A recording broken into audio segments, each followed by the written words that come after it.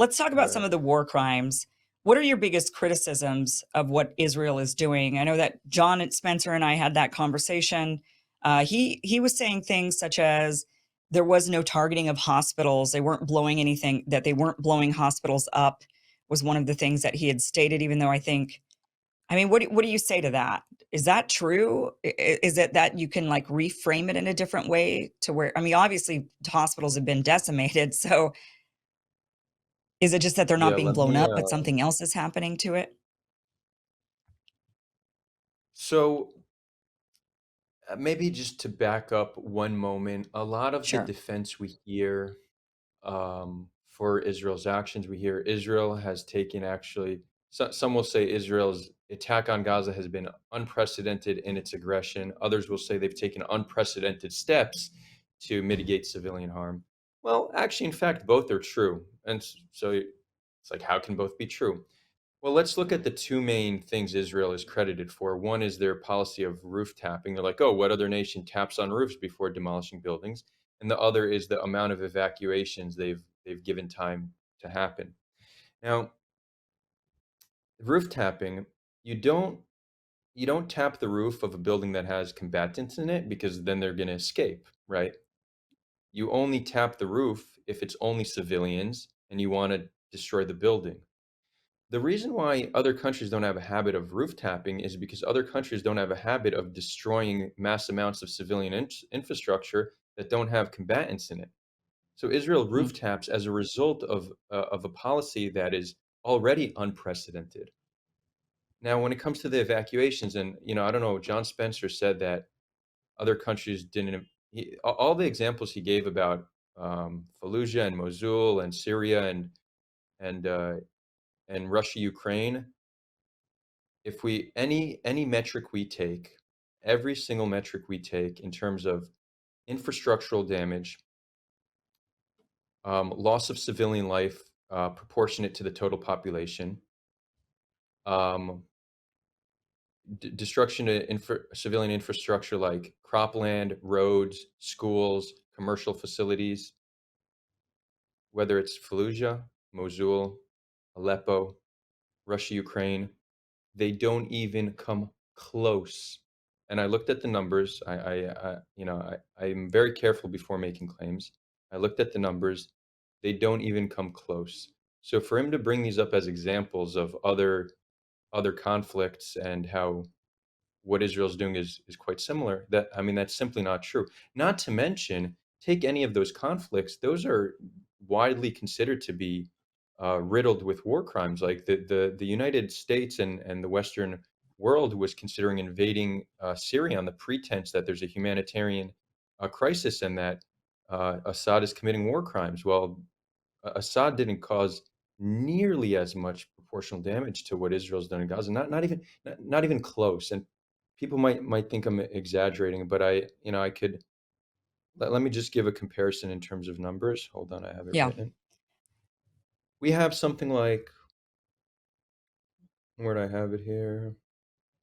Just to your point real quick about roof knocking, you Yeah. make such a great point on that because what I was thinking was, and one thing I think I said to John was, if you're on the bottom floor, how are you going to roof knocking? We're talking about not just houses that are single level or two-story homes. We're talking about buildings that have many apartments in them and many floors, and you're gonna knock the roof of the top floor. And how are the people down on the bottom floor gonna hear that? And you make such a great point of, well, you wouldn't even do that if combatants were there and you were going to blow it up trying to get the combatants.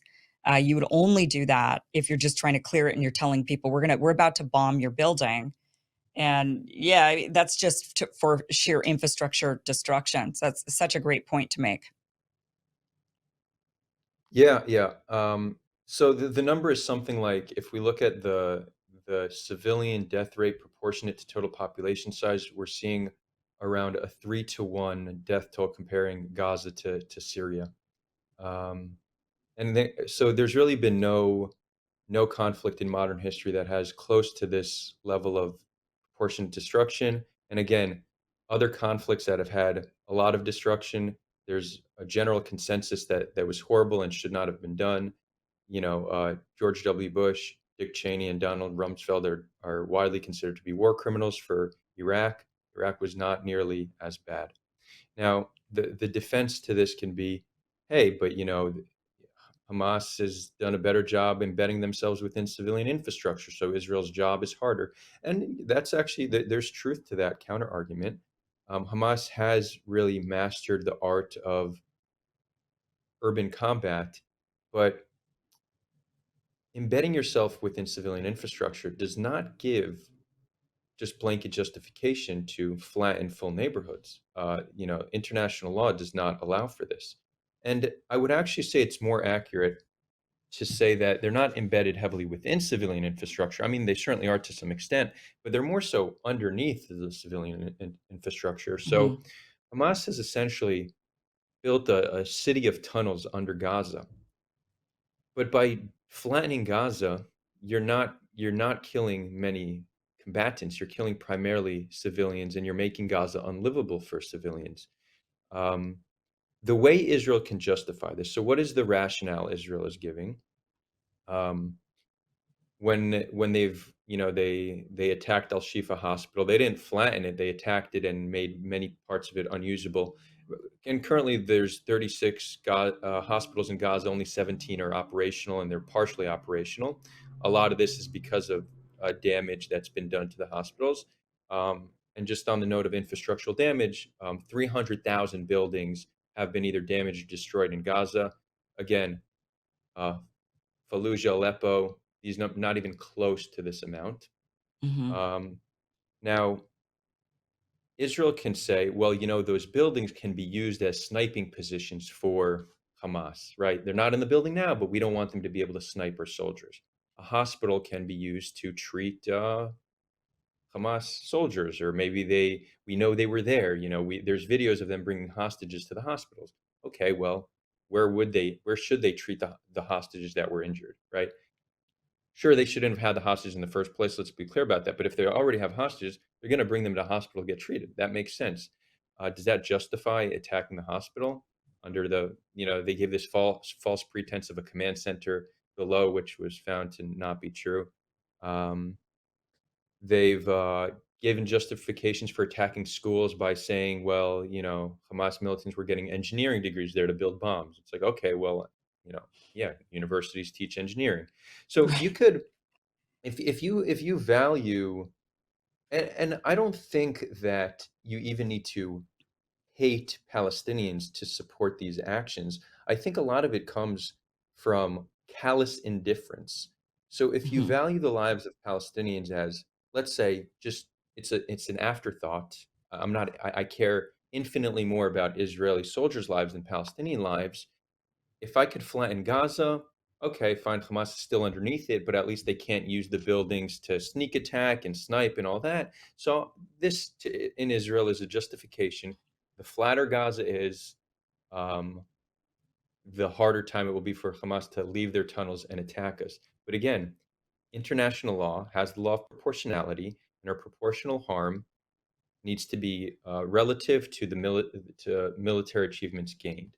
Now, there's a lot of subjectivity here, and the international law was created in a way to be up for interpretation because law that can't be enforced, uh, is it really law? So they wanted to make it vague enough in a way that countries would buy in without needing to be enforced.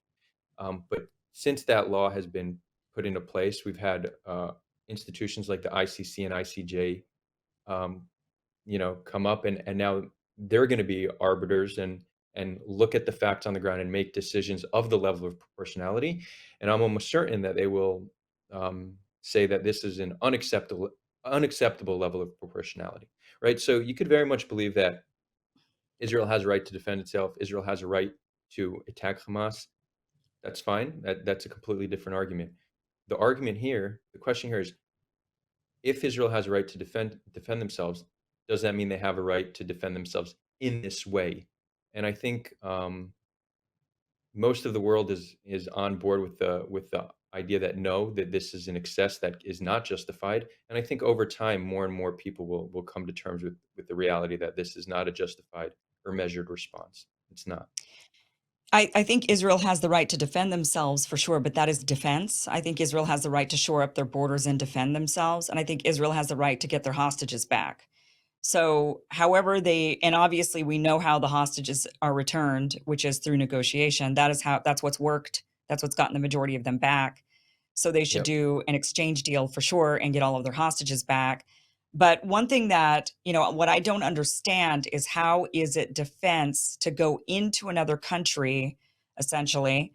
I know that Gaza and the West Bank aren't really actually separate. They're not sovereign nations on their own, of course, but just from the theoretical, you if you live in an area where your neighbors are hostile, your neighbors are hostile. There's nothing Israel can really, I mean, I guess Israel's kind of trying to do something about that, but you really can't do anything actually about that. The only thing you really can do is ensure that you have all the defense mechanisms in place to where these hostile nations around you can't get to you.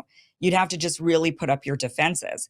But that's not what we're seeing with Palestinians, right? With Palestine, we're seeing instead the invasion into it, and then the pummeling and the destruction. And I don't know how ever that is defense. That's now an offensive move to go in and say, we think that you are going to attack us. So rather than just shoring up our defenses on our side so that when you try, you just won't even get to us, we're now going to come Hmm. after you and try to the demilitarizing. And I have the same criticism of Russia with the invasion into Ukraine, which is, look, like, okay, so let's say you took part of Ukraine, you're still going to have NATO on your border. The other part of Ukraine is going to be NATO, or the other side of Ukraine is going to be NATO, right? The other countries, I mean, you're still going to have that problem. So this isn't really solving that problem. You're better off instead figuring out how to shore up your defenses so that nothing can hit you inside of your territory. So I think we have a right to shore up our defenses inside of our territory and ensure that that outsiders can't come in or outsiders can't hurt us. But I don't think there's ever actually a true justification for going into another place and saying we have to do this for our own security and safety. It doesn't actually solve, it's like Right. lip service, because it doesn't really solve the problem ever. Hey guys, this was just a clip of a longer show. Catch the full show by going to KimIversonShow.com. It is free. It airs Monday through Friday, 5 p.m. Pacific, 8 p.m. Eastern. You could go back now and watch this full interview. I highly recommend it. Again, go to KimIversonShow.com. Thank you so much for watching.